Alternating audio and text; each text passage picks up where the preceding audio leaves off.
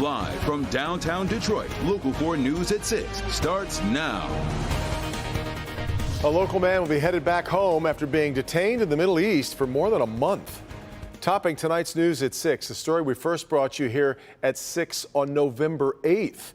Mohammed Salem was arrested last month during a pilgrimage with his two sons. Salem is from Melvindale and traveled to Saudi Arabia to visit a sacred building in Mecca. An argument in line ultimately led to his arrest. Sean Light joins us live with more on what led to his surprising release, Sean, and when he's expected back in the United States.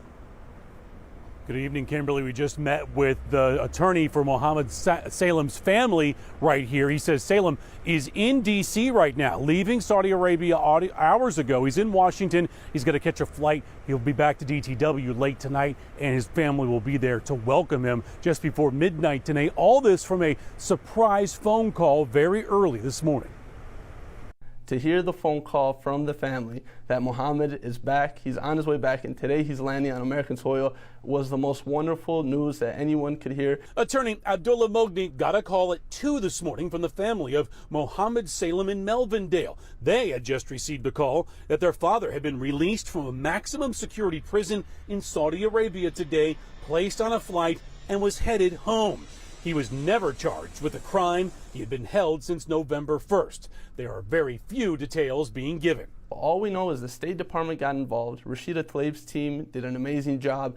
Senator Gary Peters' team did a wonderful job. Rob Bereshinsky's team with the National Security Council did a fantastic job. All of them played a role, and many other government officials played a role in helping bring Mohammed back. And we couldn't be more grateful for all of them. Mohammed was on a religious pilgrimage in Saudi Arabia with his two sons. He got frustrated in the security line, telling two men if it wasn't for Mecca, he'd burn the country down. Those two men were security agents. The family feared the worst. The family is so grateful. They truly believe that they would never see their father again. They truly believe their father would never see America ever again.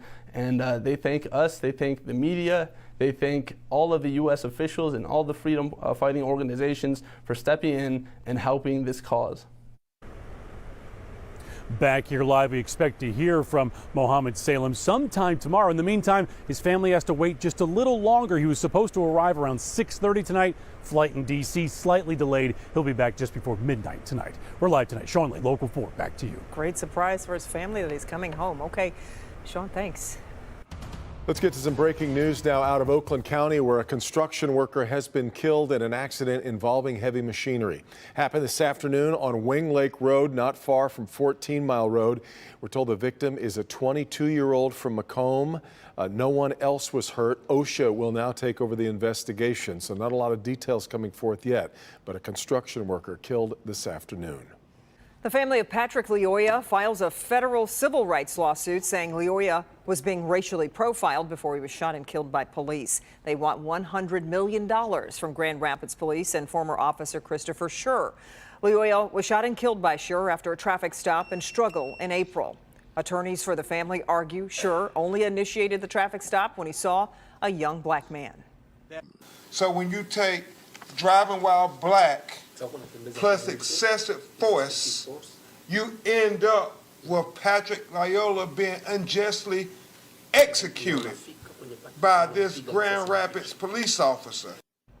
Schur is charged with second-degree murder and has been fired by Grand Rapids Police. We reached out to the city of Grand Rapids and Schur's attorney about the lawsuit and have not yet heard back.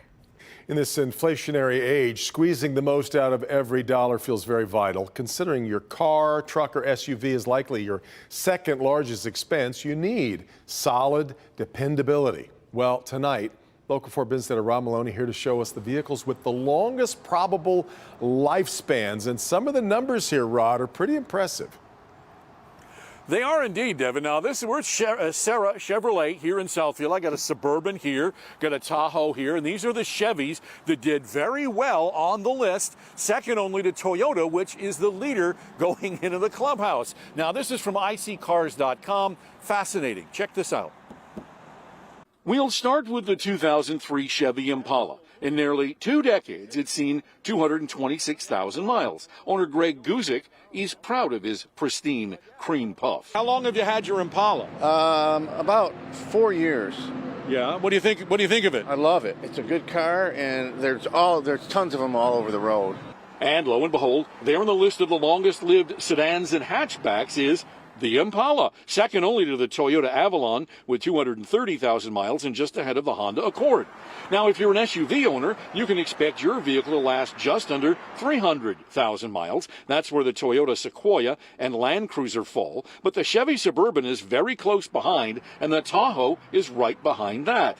And just to be clear, this is not the mileage where you start looking for another vehicle, says IC Cars chief auto analyst Carl Brower. We're not saying this is where the cars die. We're saying this is where the cars are currently showing their odometer readings, and they're still going. So we wanted to really help identify these cars that have the greatest potential lifespan for consumers. The best pickups are the Toyota Tundra and the Honda Ridgeline. The best-selling F-150 is fifth, with more than 250,000 miles. As for minivans, the Toyota Sienna, Honda Odyssey, and the Dodge Caravan are 1, 2, and 3, all over 200,000 miles as well. How far do you think you can go with this? Probably about 450. 450? Sure. Double what you have? If you take care of it, change the oil, why not? Okay, why not? That may be a bridge too far, but you never know. You can certainly try. A lot of gearheads in Metro Detroit certainly do. ICCars.com is saying, look, we were looking at the used car lots, but it's an indication of what you have for dependability on the new car lot as well. We have the full list on clickondetroit.com. Live in Southfield, Rod Maloney. Back to you. So hard to find used vehicles these days. Of course, you want to stretch every last drop you can out of whatever you're driving right now. All right, Rod, great look at that.